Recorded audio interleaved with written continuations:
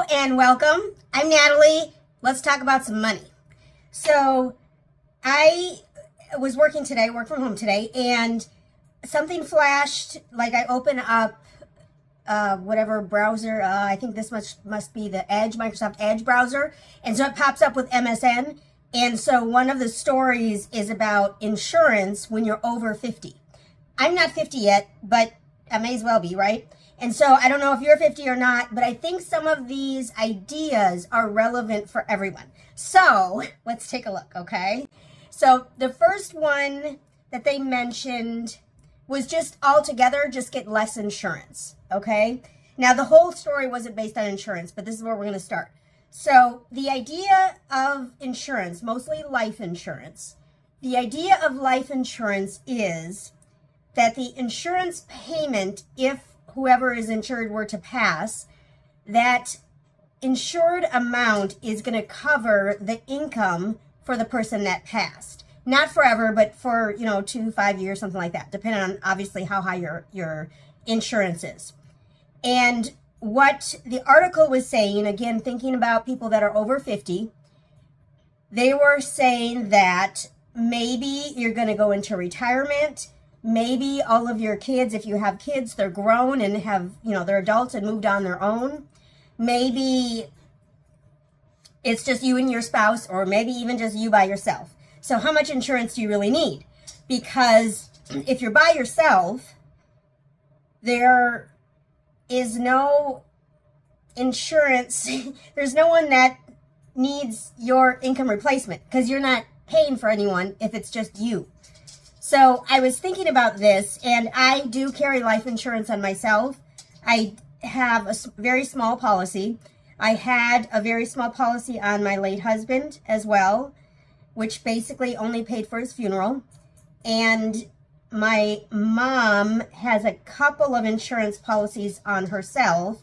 And then my stepdad has, I believe, 2 insurance policies on himself as well. So now they don't have anyone living with them.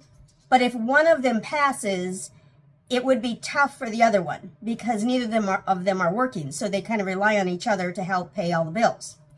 And this is true, I think, for most people. I think most people would need money to take care of whatever bills are happening when you typically would have 2 or more people in the household. But again, what this article was saying was if you're about to retire or if you have no one else in the house but yourself, maybe you can lower the insurance rate or the insurance amount so that your monthly premium would be less. They also talked about doing term life insurance, which is something that Dave Ramsey always talks about. He talks about term life insurance, and basically once you're out of debt and have paid for everything, including your home, you basically can just insure yourself. By yourself without a company, because whatever money you need for like your funeral or what have you, you could just put that in a savings account, and if you pass, that's your life insurance, basically, is what he says. And so I'm kind of more into that idea, which is why I have such a small life insurance policy. If you have children, obviously you would want to, leave something for them. If you have a spouse, obviously you would want to have enough to cover maybe what your portion of bills would have been. Or if you, for example, they always give the example of if you're a mother and you pass away, your spouse would then have to either take care of the children by themselves or pay for a nanny or childcare or whatever. So you have to have enough money to cover that. So those are the kind of the ideas. But the idea here is as you grow older, the amount that you need in insurance may be less. Now, this is a very personal decision, and it's totally up to you, how you live, how your family lives, all the things. I know for myself, if I were to pass tomorrow, the only thing my mother and sister would have to worry about would be my pets, which is very important to me. And so I've actually written them into the will, and they get some money because I want to make sure that they're happy. Now, pets don't live forever, obviously. My dog probably has another 3 years or so. My cat, who knows? Cats seemingly live forever. But anyway, so they need to be taken care of. So my insurance can just cover those things as well as my funeral. So these are discussions you should have. They're somewhat personal. People get emotional about it, but realistically, we all die. It's what happens. And so we just have to make sure that we cover ourselves or our family when we do die, when we do pass away. You don't want to have it be a complete surprise and your spouse secretly had, $100,000 of debt that they were carrying and you knew nothing about it and, blah, blah, blah. So have open discussions with your family, mostly if you're married with your spouse, mostly, but also with your children as well, because they should know if you have $3 million in savings in this, whatever savings account you have in your investment account, retirement and investment account, that's going to be willed to them, to your children. So they should be aware of this. And, maybe if you have 3 kids and you have $3 million saved, each of them is going to get $1 million. You don't want it to be a surprise, and you don't want the executor of your will to be surprised or feel some kind of way about going over the will. So this is just something you should do. Just make it a regular conversation. It's just real life. Make it into real life. So that's insurance. Basically, see if you can lower your premium at all. See if you can lower how much insurance coverage you actually have, because maybe you don't need as much as you think. They also mentioned is as you get older and maybe as you drive less, maybe you get rid of your car and then can eliminate then the auto insurance. Now, I already don't like to drive, so I know that when I get old, it's probably not going to happen. I'm very independent, though, is the other problem. So I may be the 9-year-old driving, 100 miles an hour down the road, crashing into people. That may be me. I don't know. But anyway, so look at all of the different insurances, because you have your life insurance, if you have life insurance. You have your car insurance, which hopefully everyone in America does. Hopefully. If you don't, you need to. So your car insurance, you have, if you own a home, you would have your either mortgage insurance, you would have your home insurance. Usually, if you have a mortgage, it's bundled into your mortgage. But if you don't have a mortgage, it's you don't. So you do have to find that and pay for that on your own. You may have pet insurance. I know people have pet insurance. I don't personally, but if you have pet insurance, look at all the things you're spending money on and see if maybe there's a way you could lower some of those bills, because when you retire, you do want to be happy. You don't want to be plagued with a bunch of bills. Okay, so insurance was number 1. And then number 2 was gym memberships. So I don't know how I feel about this. So gym memberships can be anywhere from $30 and up, 30 to 50 to 100 or whatever. So I pay for HOTWORKS, which is kind of a gym. It's a sauna gym, hot yoga gym type of thing. And so I will pay for that until I can physically not get up and go anymore, because it is the most wonderful thing ever in life. And I only go there twice a week on the weekends, but boy, do I look forward to it. Like right now, I'm freezing cold and I can't wait to go to HOTWORKS tomorrow. I could go right now, but I'm busy. I don't have time for that. So if you have a gym membership, maybe there's some other options you could look at. Maybe there's a community gym, like at your local government center or whatever. I know some cities have that. Like my city, for example, they have classes on a weekly basis. Like most of them, I think right now are dance classes. Like if you want to do hip hop dance, they have a line dancing. This is Texas, so of course you got to have line dancing. And then there are even classes for kids too. So if your kids like to go to the gym, they could do that too. So look at some of the other options besides just your standard, what are they called? Fitness. I can't even remember the name. I can see the sign. I can't read what it says though. But the regular gym. See if there's another way maybe to take advantage of going to the gym. Of course, the natural gym is to go outside and walk. That's also another gym I've signed up for. I also do that every weekend with my dog. And that gym is free. So if you are seriously in debt and trying to get out of debt and are gazelle intense, maybe you get rid of a gym membership if you have one and instead go outside and walk and enjoy the sun or the rain or the wind or whatever is going on outside. Maybe that's a better way while you're in debt and trying to get out of debt. Maybe. If you go to HOTWORKS, I encourage you to stick with HOTWORKS though, because I'm a fan of HOTWORKS.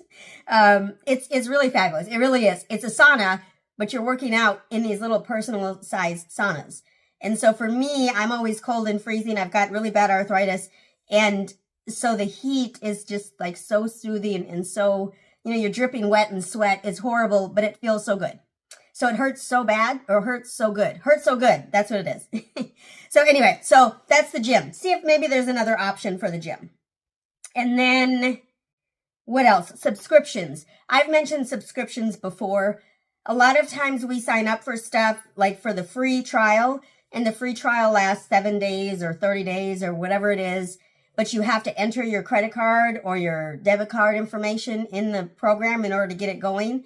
And then by the time the 7 days or the 14 or the 30 days is over, you forget.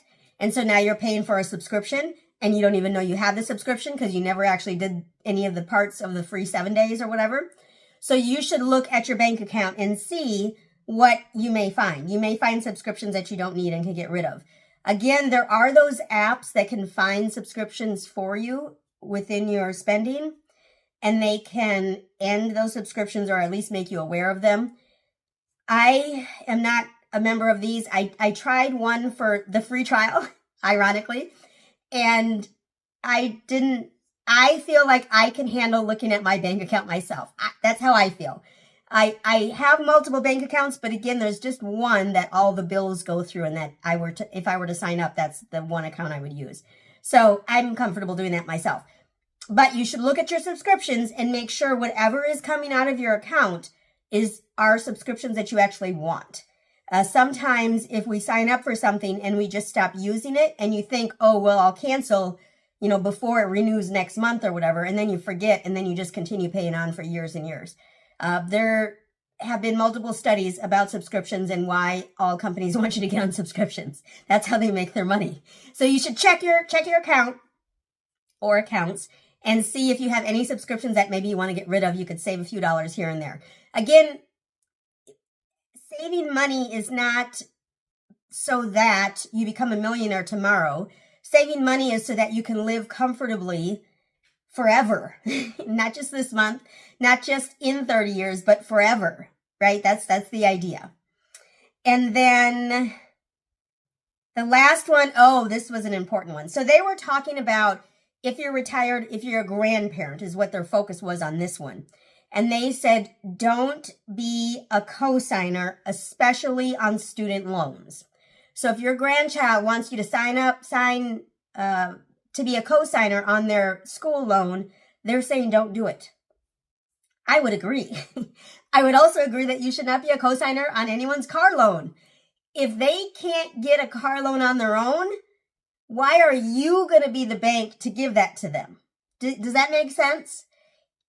If the bank doesn't trust them to handle the loan, why do you trust them to handle the loan? It doesn't make sense to me. People think, oh, well, it's my teenager and they have a job and, whatever, they're going to pay the bill. Which, yes, that's probably true. But what happens when they don't pay the bill? What happens when I always say break their leg. So when they break their leg and they can't work, so they have no money, if you're the cosigner, you're responsible for that bill. Otherwise, it goes on your credit. It goes on your credit just like it does theirs. So what this article was saying was don't be a cosigner, and I 100% agree with that. 100%. Again, if the bank doesn't trust them to sign up for this loan on their own, why are you trusting them to sign up on this loan with them? It doesn't, if you think about it logically, it doesn't make sense. Why do you trust them more than the bank trusts them when the bank got all of the history of that person? It doesn't make sense, right? If a person can't get a loan because they don't make enough money, that also probably means that they don't make enough money to pay the bill because they've got other bills in life. There's always other bills. If you're buying a car and you've got, a couple credit cards, you've got your rent or your mortgage, you've got your lights and your gas and your food and your kids and all the things, you may not have money left for a car. And so if the bank can't finance you, why can I? It doesn't make sense. It doesn't make sense. So I want you to think logically. Think about it logically. If the bank doesn't trust them, why do you? Why do you? It doesn't make sense. So those were the things. Was that 5? 1, 2, 3, 4. That was only 4. I missed one, but I only wrote down 4. So I don't know. So Look at your insurance, see if you can eliminate or decrease the amounts of the insurance that you have. Think about your membership, like your gym membership. If you have a gym membership that's expensive or higher than it needs to be, look at other options. Look at walking outside if you're in debt and trying to get out of debt. Look at community or your government center or whatever in your city to see if they have programs where maybe you just go to a couple classes every week or every month. And then subscriptions are always important. Always look through your subscriptions, see what you're paying for on a monthly basis, see if there's anything you can get rid of, see if there's stuff that you actually want to keep. And then last was don't be a cosigner. If the bank doesn't trust them, why do you? Don't do it. Don't be a cosigner. So those were the 4 things that they mentioned. And I think that was it. Yeah, that's it. So I encourage you to think about these 4 things that I mentioned. If you go to MSN.com, I'm sure it's one of their top stories. It said something to the effect of, if you're 50, I don't even remember what the title was, something about being over 50. And I'm getting there. So I'm trying to peep this out before I get there 100%. You understand what I'm saying? So that's all I have for today. So remember to invest in yourself today so that you can make a difference for others tomorrow. I thank you so much for stopping by. Give the video a big thumbs up. Leave a comment down below. Make sure to subscribe. When you subscribe, you should hit the bell so you know when the next video comes out. Thanks again, y'all. Y'all have a great one.